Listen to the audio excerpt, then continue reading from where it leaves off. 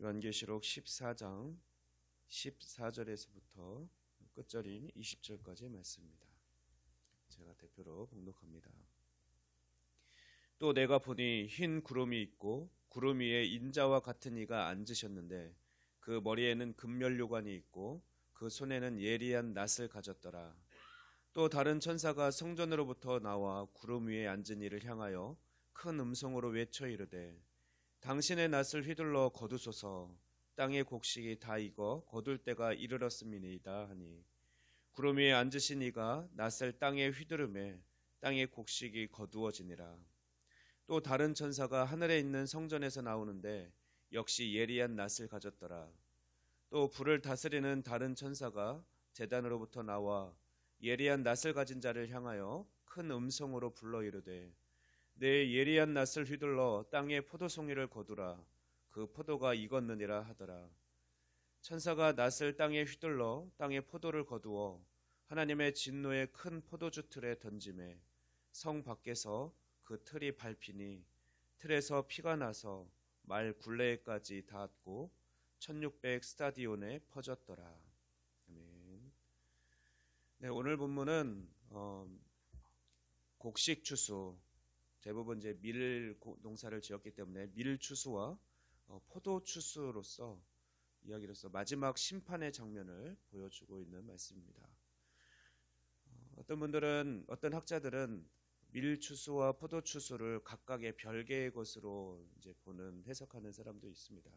우리도 얼핏 읽으면 밀 추수는 그냥 거두기만 하는 장면만 나오기 때문에 이거는 보통 우리 그리스도인 신자들을 먼저 하나님께서 부르는 그런 장면으로, 또 포도 추수는 나중에 심판할 자들, 하나님을 믿지 않는 자녀들을 않는 자들을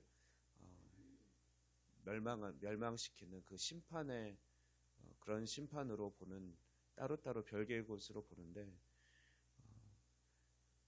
때가 이르렀다라는 표현, 15절에 때가 이르렀다는 표현이나 아니면 그 포도가 익었느니라라는 그런 동일한 어떤 것이 수확할 때가 됐다라는 표현으로 볼 때 두 사건은 모든 같은 상황에 거의 같은 시기에 일어나는 두 개의 동일한 사건, 심판에 대한 사건이지 별개의 사건이 아니라는 것입니다.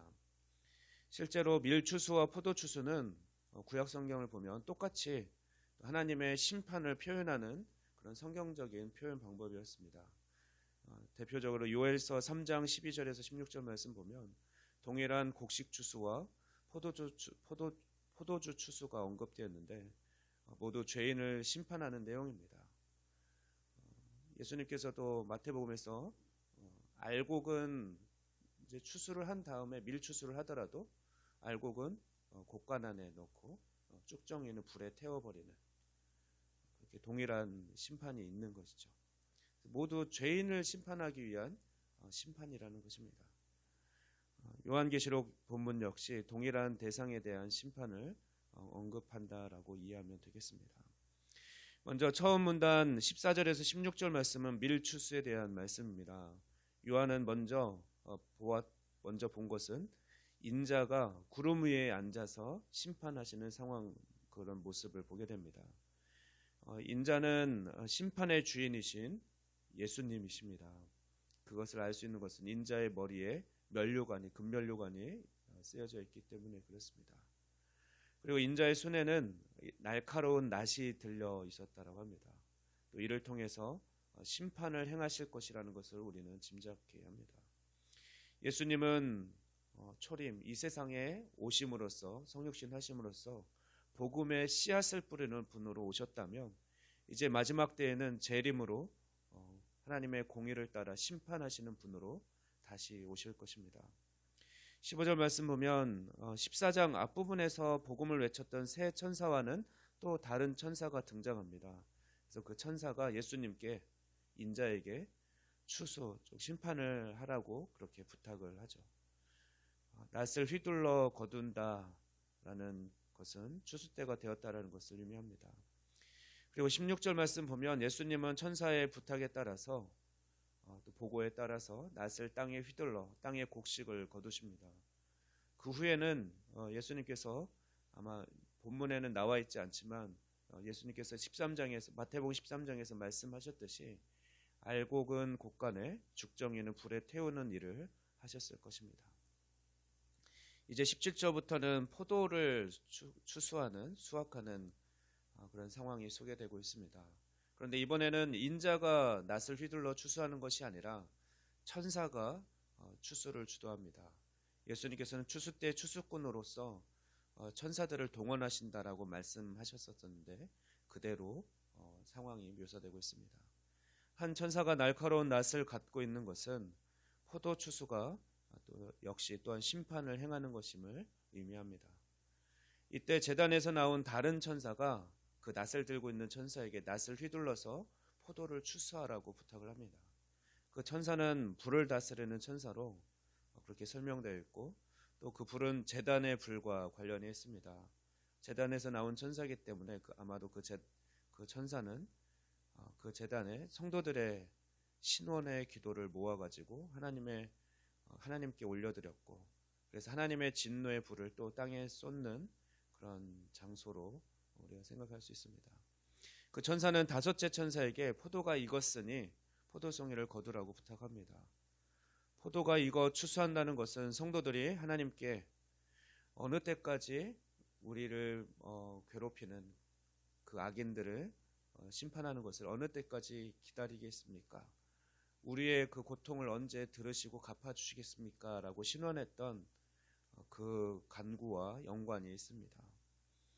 즉 포도 추수는 하나님께서 자기 백성의 신원을 갚아주시는 심판과 또한 진노의 표현이 담긴 심판입니다. 구약 성경에서 포도 추수는 기쁨의 축제였습니다. 마지막 추수 중에서 가장 마지막에 또 이렇게 수확하는 그 농사가 포도 농사라고 합니다.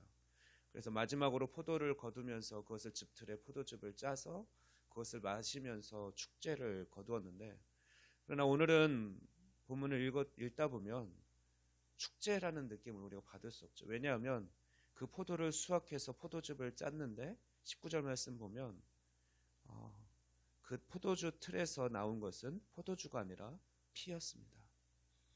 축제의 포도주가 심판의 피로 바뀐 것은 축제가 또한 심판을 동반한다는 사실을 보여줍니다.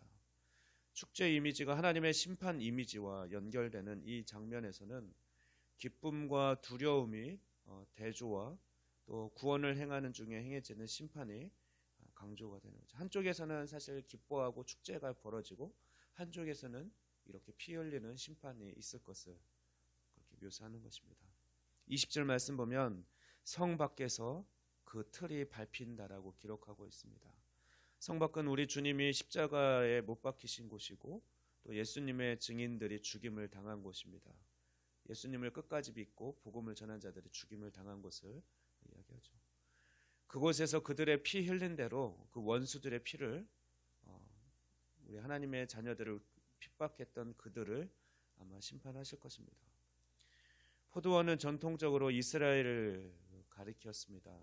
그리고 성 밖은 하나님을 믿지 않는 사람들이 사는 장소를 의미하곤 했죠. 심판이 성 밖에서 이루어지는 것은 세상이 우리 주님과 또 주의 증인들에게 행한 그대로 하나님께서 그들에게 보응해 주실 것을 의미합니다.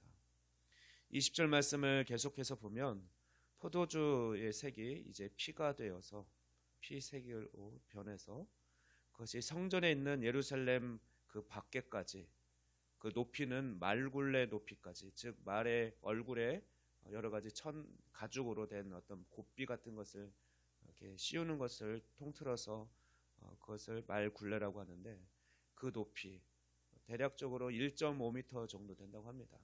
그 당시 말은 이제 오늘날 생각하는 큰 말이 아니라 제주도에서 많이 볼 수 있는 조랑말 그런 종류의 말이었다고 하는데 그래서 높이가 약 1.5m 정도를 봅니다. 1.5m로 강물처럼 그 피가 온 사방에 흘러 넘친 겁니다. 어마어마한 피인 거죠. 그만큼 아마 하나님을 핍박하고 믿지 않는 자들이 많다라는 것을 표현할지 모르겠습니다. 그래서 1600 스타디온에 퍼졌다라고 하는데 이 1600은 4 곱하기 4 곱하기 10 곱하기 10 이렇게 하면 1600인데 이 4는 보통 전방위, 사방을 뜻하는 그 숫자이고 그래서 세상 전체를 의미하는 거죠. 사방으로 또 사방으로 4 곱하기 4. 또 10은 완전한 숫자라고 했는데 그 완전한 숫자를 2번 곱해서 1600이 나옵니다. 즉 1600은 하나님의 심판의 전 세계적인 심판, 전 포괄적인 규모를 나타내려고 제시된 수임인 것을 알 수가 있습니다. 하나님의 심판은 팔레스타인 전체, 그러니까 이스라엘 전체 구석구석까지 퍼질 것이고 물론 여기서 포괄하는 범위는 이스라엘뿐만 아니라 온 세상까지 하나님의 정의가 미치지 않는 곳이 없을 정도로 그렇게 심판이 행해질 것을 의미합니다. 성 밖은 피가 가득해서 가슴까지 차오르게 될 것입니다. 그러나 성 안은 깨끗하게 남아 있습니다. 성 안에는 더러움이 들어올 여지가 없습니다. 이는 그리스도의 재림 때 계시될 구원받은 자와 또 그렇지 않은 자들의 그 간격에 엄격한 구분을 하나님께서 해주시는 것이고 새 예루살렘의 거룩함과 연결되는 것입니다.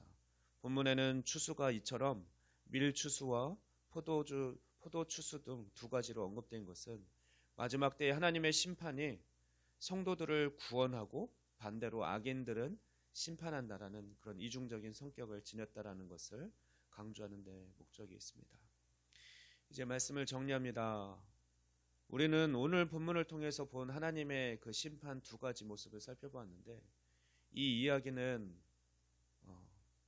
이제 곧 우리가 많이 남았다라고 생각하지만 사실은 곧 우리들이 겪게 될 장면이기도 합니다.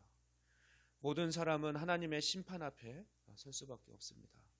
그러므로 우리는 두렵고 떨림으로 우리에게 시작한 복음을 구원을 완성해 가야 할 것입니다. 물론 그 과정은 성령님께서 친히 도우실 것입니다. 우리 알곡이 창고에 들여지는 것 같이 새 예루살렘 성 안에서 하나님을 찬양한 자로 서게 되기를 소망하면서 환난과 핍박이 있더라도 끝까지 주님을 부인하지 말고 끝까지 인내하면서 믿음을 지키는 자들이 되기를 주님의 이름으로 축원합니다. 기도하겠습니다. 우리의 구원자 되시며 심판자가 되시는 주님을 찬양합니다. 오늘 말씀을 통해 엄중한 하나님의 심판을 생각해 보게 됩니다. 우리가 최후의 승리를 맞이하며 영원한 안식에 들어가 승리의 노래로 하나님을 찬양할 그날을 소망합니다. 성령님, 우리가 이 험한 세상을 살아가는 동안 만나게 되는 여러 가지 시험과 환난 중에도 믿음을 잃지 않도록 붙들어 주시고 함께하여 주시옵소서. 감사드리며 이 모든 말씀 우리 주 예수 그리스도의 이름으로 기도하옵나이다. 아멘.